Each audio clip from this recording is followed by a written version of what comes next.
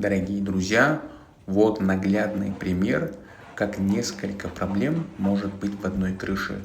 Мы смотрим хребет, под хребтом идет стойка, а под стойкой идет доска, дюймовка.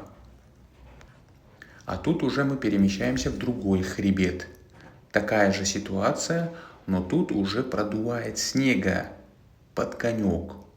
И мы обращаем внимание на то, что здесь нет гидроветрозащитной пленки.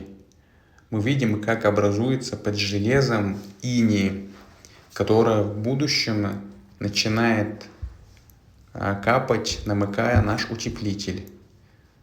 Да, по утеплителю тоже есть у меня претензии.